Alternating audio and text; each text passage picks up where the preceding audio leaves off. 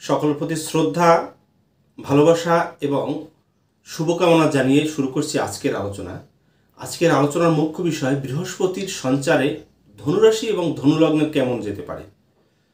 অর্থাৎ বৃহস্পতি গ্রহটি গত একটি বছর 2023 সালের থেকে এই 2024 সালের মে মাস পর্যন্ত সে মেষ রাশিতে অবস্থান করেছিল। সেই মেষ রাশি থেকে 2024 সালের মে মাসের 1 তারিখে সেই গ্রহটি বৃষ রাশিতে পদার্পণ করবে এবং বৃষ রাশিতে সে অবস্থান করবে 2025 সালের মে মাসের 18 তারিখ পর্যন্ত। তাহলে এই 13 মাস 18 দিন পর্যন্ত বৃষ রাশিতে অবস্থানের ফলে ধনুরাশি এবং ধনুলগ্নের কি শুভ অশুভ কি ধরনের প্রভাব ফেলবে তার উপরই মূলত আজকের আলোচনাটি প্রথম থেকে শেষ পর্যন্ত শুনুন এবং আপনার বিষয়গুলো মাথায় রাখুন। আসলে এই যে বৃহস্পতির ট্রানজিটটি এটি 1 মাসের জন্য নয়, আগামী 13 মাস 18 দিন পর্যন্ত আপনার রাশি লগ্নের উপরে যে ধরনের ফলাফল এই শুধু বৃহস্পতি গ্রহটি দিতে পারে সেটি যদি মাথায় রেখে আপনি সামনের দিকে কাজকর্ম বা বিভিন্ন বিষয়ে পদার্পণ করেন, আশা করি আপনার জন্য ভালো হবে। এই বৃহস্পতি গ্রহটি আসলে কে? বৃহস্পতি হচ্ছে আপনার যে এই রাশিচক্রের ভিতরে নবম রাশি, অর্থাৎ যে গুরু রাশি, পিতৃরাশি এবং আধ্যাত্মিক যে রাশি, ভাগ্য রাশি যেটাকে বলা হয়, রাশিচক্রের ভিতর নবম রাশি সেই ধনুরাশিরই মালিক, এবং দ্বাদশ রাশি যেটাকে বলা হয় মীন রাশি, এই দুটি রাশির মালিক হচ্ছে বৃহস্পতি। আপনার রাশি লগ্ন সাপেক্ষে সে পঞ্চম ভাব থেকে ষষ্ঠ ভাব, সেই ষষ্ঠ রাশিতে, সেই মাটি রাশি বৃত্তি রাশিতে প্রবেশ। তাহলে এটি পঞ্চম থেকে ষষ্ঠে গেলে কিছুটা অশুভ আসে, সেটা আপনারা যারা জ্যোতিষশাস্ত্র নিয়ে পড়াশোনা করেন তারা জানেন, আর যারা জ্যোতিষশাস্ত্র জানেন না তাদেরকে বলে রাখি, ষষ্ঠ, অষ্টম এবং দ্বাদশ এই তিনটি ভাব কিন্তু জীবনের বিভিন্ন ব্যাপারে কিছু নেগেটিভ ফল দিয়ে থাকে। তাহলে আপনার রাশি লগ্নের মালিক সেই ষষ্ঠ ভাবে প্রবেশ এবং সেখান থেকে তার তিনটি দৃষ্টি রয়েছে। একটি দৃষ্টি পড়বে আপনার কর্মভাব কন্যা রাশিতে, অপর দৃষ্টি ভাব থাকবে আপনার ব্যয় ভাব সেই দ্বাদশ রাশিতে অর্থাৎ বৃশ্চিক রাশিতে, এবং তার তৃতীয় দৃষ্টি আপনার দ্বিতীয় ভাব সেই মকর রাশিতে। তাহলে কি হলো, আপনার দুই দিকে দুটো দৃষ্টি এবং একটি হচ্ছে আপনার কর্মভাবের উপরে এবং সে বসে থাকবে ষষ্ঠ ভাবে। এটি কিন্তু কর্মজীবনে আপনাকে বিশালভাবে একটি সাপোর্ট দেবে। তাহলে বৃহস্পতির বেল্টের ভিতরে কিন্তু আপনি আছেন, অর্থাৎ বৃহস্পতি আপনার রাশির মালিক এবং সে আপনার ডান দিকে এবং বাম দিকে দুটি জায়গায় কিন্তু সে দৃষ্টি দিয়ে রয়েছে। তাহলে তার দৃষ্টির ফলে আপনার কিন্তু শুভ ফলই হবে বলে আমি মনে করি। যাই হোক, বৃহস্পতির এই যে দৃষ্টি এবং অবস্থান এর ফলে যে ঘটনাগুলো ঘটবে, অপরদিকে কিন্তু আপনার চতুর্থ ভাবের মালিকও। শুরুতেই আমি শরীরস্বাস্থ্য ব্যাপারে কি ধরনের প্রভাব ফেলতে পারে সেটি বলছি। বৃহস্পতি আপনার রাশি লগ্নের মালিক, ষষ্ঠভাবে অবস্থানের ফলে স্বাভাবিকভাবেই আপনি একটু শারীরিকভাবে অসুস্থতা ফিল করতে পারেন, কিছু রোগ ব্যাধি বৃদ্ধি পেতে পারে। রোগের ভিতরে আপনার লিভার সংক্রান্ত, হজম সংক্রান্ত, পেটের গোলযোগ, খাবার দাবারের ডিস্টার্বের ফলে আপনার কিছু সমস্যার সৃষ্টি হতে পারে, মেদ বৃদ্ধি পেতে পারে। কিন্তু ষষ্ঠ ভাব আমাদের রোগ ভাব, সেখানে বৃহস্পতির অবস্থানে কিছুটা এই সমস্ত রোগের থেকে কিছুটা আপনাকে সাপোর্ট দেবে, অর্থাৎ মন্দের ভালো দেবে। তারপরেও আপনার লগ্নপতি ষষ্ঠভাবে থাকার ফলে আপনি বিভিন্ন সময় অসুস্থ হবেন। আপনার শারীরিক যে রোগ প্রতিরোধ ক্ষমতা সেটি কিন্তু এই আগামী 13 মাসে একটু কমতে পারে, এবং বিশেষ করে শ্বাসকষ্ট, হার্ট সংক্রান্ত এবং বুকের লাং সংক্রান্ত যদি কোনো সমস্যা আগে থেকে থাকে তাহলে সেটি কিন্তু কিছুটা বৃদ্ধি পেতে পারে। আপনাদের খাবারের প্রতি প্রবণতা, অর্থাৎ বেশি খাবার যখন তখন আগে খেতে ইচ্ছা করতো না, এখন কিন্তু খাবারের প্রতি একটি নেশা বাড়বে এবং এই অতিরিক্ত খাবার আপনি যা পাচ্ছেন তাই খাচ্ছেন, এরকম একটি পরিস্থিতি। আগে অনেক সময় আপনি বেছে বা ভালো মন্দ বিচার করে খাবার দাবারের দিকে আপনার একটা আগ্রহ ছিল, এখন কিন্তু সেই আগ্রহটি কিন্তু কমে যেতে পারে। অর্থাৎ আপনি যা পাচ্ছেন ক্ষুধার পরিমাণ বেড়ে যাবে। অর্থাৎ আপনার খাবার যে জায়গা থেকে বিচার করে একটা মানুষের, সেটা হচ্ছে সেকেন্ড হাউস। আর বৃহস্পতি খাবারের দিকে আগ্রহ সৃষ্টি করাবে, অর্থাৎ সেকেন্ড হাউসে তার দৃষ্টি। এই খাবারের ফলে আপনার শারীরিক বৃদ্ধি পেতে পারে, সুস্থতা থেকে কিছুটা অসুস্থতা আসতে পারে। সবচেয়ে বড় প্রবলেমই আপনার হজম, লিভার, পেট সংক্রান্ত সমস্যা, এটিকে একটু নিয়ন্ত্রণ করুন। আর কারণে অকারণে আপনার শরীরে কিছু স্কিন সংক্রান্ত কিছু অ্যালার্জিক্যাল কিছু সমস্যা এবং ব্লাড রিলেটেড কিছু রোগ ব্যাধিও কিন্তু আমরা এই সময় দেখতে পাবো। এবং মা বোনেরা যারা রয়েছেন তাদের পেটে যেহেতু ষষ্ঠভাবে সেই বৃহস্পতি, খাবার দাবারে নিয়ন্ত্রণ রাখবেন, তা নাহলে কিন্তু আপনাদের সন্তান সংক্রান্ত কারণেও কিছু ডিস্টার্ব কিন্তু এই বৃহস্পতি সৃষ্টি করতে পারে। এইগুলো আপনার নেগেটিভ দিক। এরপর পজিটিভ কি বিষয়গুলো রয়েছে, শারীরিক সুস্থতা যেটা চলে গেল, অর্থনৈতিক ব্যাপারে আপনাদেরকে এই বৃহস্পতি ভীষণভাবে সাহায্য করবে। বিশেষ করে যারা গান বাজনা, কথা আবৃত্তি, টিচিং প্রফেশন, বিভিন্ন জায়গায় কনসালটেন্সি, বক্তৃতা দান, এই সমস্ত বিষয় নিয়ে বা টিউশন পড়ানো বা একদম উকিল বা এই যে জ্যোতিষশাস্ত্র পেশার সাথে যারা যুক্ত আছেন, যাদেরকে কথা বলতে হয় এবং ব্রেন খাটাতে হয়, এবং এই ধরনের যারা পেশার সাথে যুক্ত তাদের প্রচুর অর্থ এবং প্রচুর সুযোগ সুবিধা আসবে।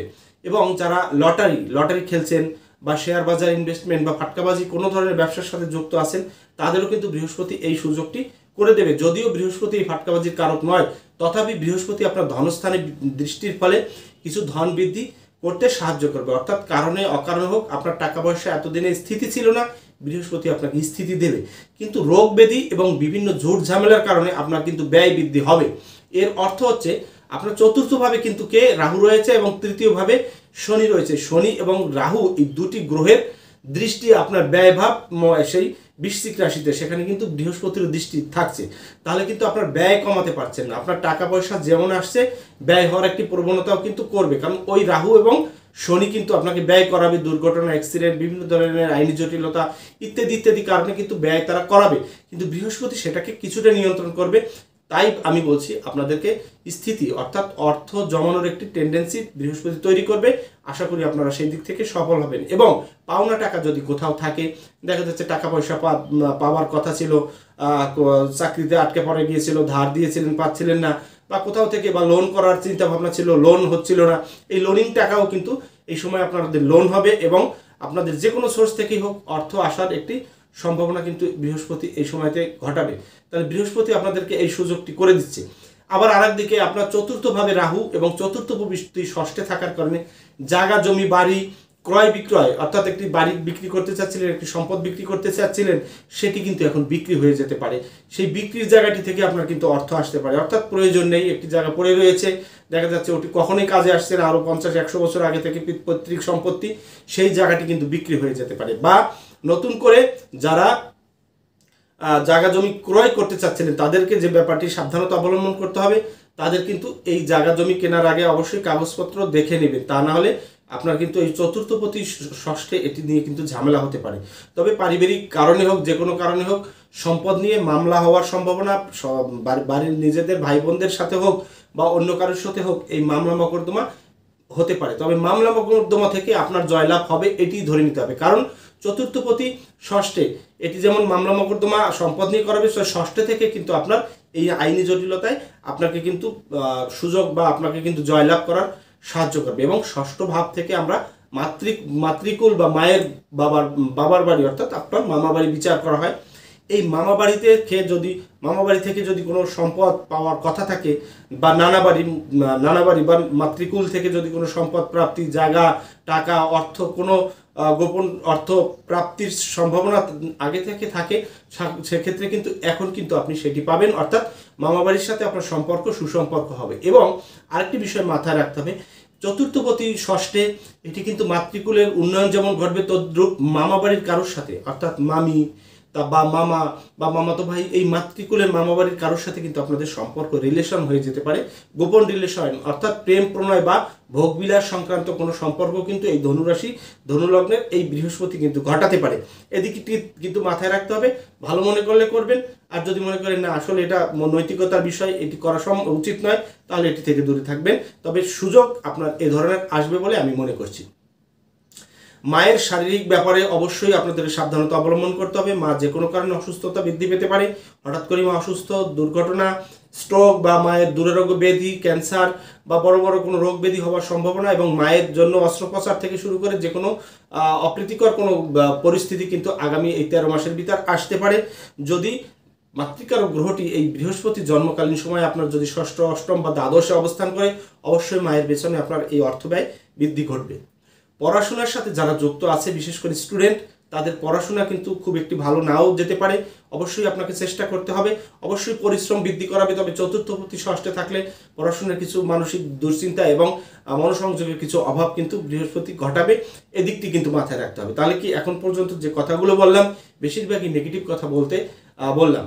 এরপরে আসি আত্মীয় পরিজনের সাথে সম্পর্ক। আত্মীয় পরিজনের সাথে সম্পর্ক কিছুটা উন্নতি ঘটতে পারে শ্বশুরবাড়ির লোকজনদের সাথে। দ্বিতীয় ভাব আমাদের যে বিশেষ করে আত্মীয় ভাবের সাথে বৃহস্পতির যে দৃষ্টি, এটি কিন্তু আপনাদেরকে সুসম্পর্ক তৈরি করতে হবে, অর্থাৎ খারাপ জায়গা থেকে কিছুটা ভালো প্রাপ্তি সৃষ্টি হওয়ার একটি সম্ভাবনা এখানে কিন্তু দেখা যাচ্ছে। উল্লেখযোগ্য বিষয় হচ্ছে ব্যবসা, অংশীদারি ব্যবসার ব্যাপারে অবশ্যই সাবধানতা অবলম্বন করবেন। এই সময় কোনো পার্টনার নিয়ে ব্যবসা না করাই ভালো, পার্টনাররা আপনাকে ঠকাবে এবং যে কোনো ধরনের সুযোগ কিন্তু তারা নিতে পারে। আর যদি আপনি নিজে নিয়ন্ত্রণ করতে পারেন যে কর্মক্ষেত্রে আমি নিজেই বসে থাকবো, পার্টনার যতই থাকুক না কেন, সেক্ষেত্রে কিন্তু আপনার জন্য পজিটিভ রয়েছে। আর তা না হলে কিন্তু যদি পার্টনারের উপর ছেড়ে দেন যে বিদেশে ব্যবসা আছে, আমি টাকা পাঠাচ্ছি, তুমি মাস শেষে হিসাব দিও, এই ধরনের কোনো বিষয় যদি থাকে, সেক্ষেত্রে কিন্তু আমি বলবো যে সেই ধরনের ব্যবসা থেকে আপনাকে বিরত থাকাই শ্রেয় হবে বলে আমি মনে করি। তাহলে ব্যবসা এবং ব্যবসায়িত জীবন, ব্যবসার ক্ষেত্রে যদি বিদেশের সাথে ব্যবসা করেন, বিদেশে গিয়ে নিজে বা কারোর মাধ্যমে যদি বিদেশ সংক্রান্ত কোনো বিষয় আসে যে নিজে গিয়ে করবেন বা বিদেশের সাথে ট্রানজ্যাকশন করবেন, এক্সপোর্ট ইম্পোর্ট, এই ধরনের বিজনেসে কিন্তু কিছুটা শুভ ফল আসতে পারে। তবে অবশ্যই আপনাকে খুব খেয়াল এবং সতর্কতার সাথে এই ব্যবসাগুলো করতে হবে। পারিবারিক জীবনে কিছু বিশৃঙ্খলার সৃষ্টি হতে পারে বলে আমি মনে করছি, তবে মন্দের ভালো হবে। দেখুন, দ্বাদশ ভাব থেকে আমাদের শয্যাসুখ, পারিবারিক শান্তি বিচার করে, সেখানে কিন্তু শনি এবং রাহুর দৃষ্টি থাকছে, অর্থাৎ আপনার 12তম ঘরে দ্বাদশ ভাবে, সেখানে বৃহস্পতির দৃষ্টির ফলে কিছুটা হয়তো শুভ ফল আসবে, কিছুটা স্বাচ্ছন্দ্য ফিরে পাবেন এবং বিদেশের সাথে আপনার সম্পর্ক হয়ে যেতে পারে। বাড়ি থেকে দূরে এবং বয়স্ক কোনো ব্যক্তির সাথে কিন্তু আপনার অবৈধ রিলেশন, অবৈধ সম্পর্ক হয়ে যেতে পারে। দ্বাদশে লগ্নপতির দৃষ্টি এবং লগ্নপতি ষষ্ঠ, অর্থাৎ দূরে এবং নিচু শ্রেণী বা একটু কোয়ালিটিহীন মানুষের সাথে কিন্তু যে কোনো ধরনের সম্পর্ক হয়ে যেতে পারে। আপনি কোথাও বেড়াতে গেলেন, সেখানে গেলে হঠাৎ করে একটি ঘটনা ঘটে গেল। আপনি কোথাও গেলেন, হোটেলে ঘুমাতে গেলেন, দেখা গেল ওখানে একজন ব্যক্তি এসে গেল। এই ধরনের বিভিন্ন ধরনের পরিস্থিতি কিন্তু ঘটতে পারে এবং বিদেশের সাথে সম্পর্ক, রিলেশন, ভোগ বিলাসিতা, এই ধরনের সম্পর্কজনিত ব্যাপার কিন্তু আসতে পারে। প্রেমের ব্যাপারে সাবধান। দ্বিবিবাহ যোগ যারা চিন্তা ভাবনা করছেন, দ্বিতীয় বিবাহ নিয়ে চিন্তা করছেন, তাদের দ্বিতীয় বিবাহ হতে পারে এবং দ্বিতীয় বিবাহ যদিও না হয়, তবে আপনার একাধিক রিলেশন যোগ কিন্তু এই সময়ে আপনাকে সাপোর্ট করবে। আপনি যদি মন চায় করতে পারেন, তবে আমি মনে করি মান সম্মান যশ খ্যাতির ব্যাপারে বাধার সৃষ্টি করবে, এটি না করাই আপনার জন্য শ্রেয়। আলোচনা করব রাজনৈতিক ব্যাপার নিয়ে। রাজনীতি এবং রাজনৈতিক জীবন আপনার জন্য অত্যন্ত শুভ। যারা রাজনীতি নিয়ে চিন্তা ভাবনা করছেন, একটি পদ পজিশন, মন্ত্রী, এমপি বা বিভিন্ন সংগঠনের প্রধান, এগুলো যারা হতে চাচ্ছেন, ধনুরাশি ধনুলগ্ন আপনাদেরকে অবশ্যই সাহায্য করবে এবং আপনাকে একটি সাপোর্ট দেবে। দেখুন, ষষ্ঠ থেকে বৃহস্পতি দশমে দৃষ্টি দিচ্ছে, তাহলে দশম হচ্ছে আমাদের সাকসেস, মান সম্মান, যশ খ্যাতি, প্রতিপত্তি, এই সমস্ত ব্যাপারগুলো বৃহস্পতি পেতে সাহায্য করবে, ভীষণভাবে আপনাকে কিন্তু সাপোর্ট করবে। যদি মহাদশা অন্তর্দশা যদি এখন ভালো থাকে, বুধের মহাদশা, বুধের অন্তর্দশা বা আপনার লগ্ন রাশি বা আপনার নবমপতির দশম অন্তর্দশা থাকে, সেক্ষেত্রে রবির, অর্থাৎ রবির যদি দশা অন্তর্দশা থাকে, অবশ্যই আপনি সাপোর্ট পাবেন এবং আপনার কাঙ্ক্ষিত জীবনে আপনি প্রবেশ বা কাঙ্ক্ষিত লক্ষ্যে আপনি পৌঁছাতে পারবেন। রাজনীতি থেকে আপনার শুভ রয়েছে এবং বিভিন্ন সময় যারা বড় বড় কাজের সাথে যুক্ত আছেন, বড় বড় প্রতিষ্ঠানের প্রধান, যদিও সে প্রতিষ্ঠানটি রাজনৈতিক প্রতিষ্ঠান হতে পারে, অরাজনৈতিক প্রতিষ্ঠান হতে পারে, কোনো জবের ক্ষেত্রে যদি কোথাও কোনো উচ্চমার্গীয় পদ পজিশন পেতে চান বা প্রমোশন আটকে ছিল, এই ধরনের কোনো কিছু থাকে, অবশ্যই আপনার এই আগামী 13 মাস 18টি দিন কিন্তু এর ভিতরে কিন্তু আপনার সেই সুযোগটি আসবে, অবশ্যই আপনি সুযোগ পাবেন। তবে গুরুত্বপূর্ণ বিষয় সবচেয়ে, সেটি হচ্ছে কর্ম, চাকুরি। যারা চাকুরি করতে চাচ্ছিলেন, সে চাকুরিটি সরকারি চাকরির ব্যাপারে যথেষ্ট শুভ ফল আপনি এখন পাবেন। একে তো আপনার লগ্নপতি বৃহস্পতি, যে সরকারি চাকরির কারক গ্রহ, সে ষষ্ঠ ভাব আমাদের পরিশ্রম এবং আমাকে চাকর বানাবে। কার চাকর? সরকারি চাকর অর্থাৎ কর্মের ভাব দশম ভাবে কিন্তু সেই বৃহস্পতির দৃষ্টি। যারা সরকারি চাকরি পেতে চাচ্ছিলেন, কোয়ালিটি অনুসারে বড় পোস্ট, মিডিয়াম পোস্ট এবং নিম্ন শ্রেণীর পোস্ট, যে পোস্টেই হোক না কেন, আপনাদের চাকরি হয়ে যাওয়া এবং চাকরি পাওয়ার সম্ভাবনা খুব বেশি, চেষ্টা করুন।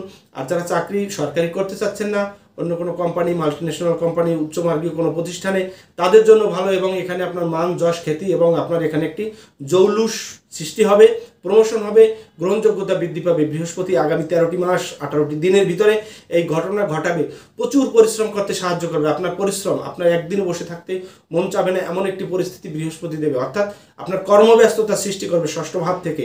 এই বৃহস্পতি কিন্তু আপনাদের কর্মক্ষেত্রে এই সুযোগগুলো করে দেবে এবং এই কর্মক্ষেত্র দেশের বাইরেও কিন্তু ঘটানোর একটি সম্ভাবনা থাকবে, কারণ দ্বাদশে এই বৃহস্পতির দৃষ্টি রয়েছে। আউট কান্ট্রিতে যারা যেতে চাচ্ছে, দেখা যাচ্ছে চাকরির জন্য, পড়াশোনা সংক্রান্ত কারণে, বা জব, ব্যবসা করতে, বা আপনি দেশে আছেন, বিদেশের সাথে কোনো এক্সপোর্ট ইম্পোর্ট বা অন্য কোনোভাবে ব্যবসা করতে চাচ্ছিলেন, তাদের জন্য কিন্তু এই বৃহস্পতি অত্যন্ত শুভ ফল দেবে। দীর্ঘদিনের প্রাপ্তি আপনাকে পেতে সাহায্য করবে এই বৃহস্পতি। বৃহস্পতি যেমন প্রথম দিকে নেগেটিভ কথাগুলো বলেছি, শেষ দিকে কিন্তু পজিটিভ ব্যাপারগুলো বেশি, অর্থাৎ কর্ম, টাকা পয়সা, অর্থ, এই সমস্ত ব্যাপারে ভালো। শুধু রোগব্যাধি এবং পারিবারিক কিছু অশান্তি সৃষ্টি হতে পারে আপনার বাড়িতে কিছু বাস্তু সমস্যা। দেখা যাচ্ছে চতুর্থ ভাবের মালিক ষষ্ঠ ভাবে বাস্তুর বিভিন্ন দোষ সৃষ্টি হতে পারে। অবশ্যই বাস্তুবিদ দেখাবেন। বাস্তু যদি আমাকে দিয়ে বিচার করাতে চান, আপনারা আমাকে দিয়েও বিচার করতে পারেন।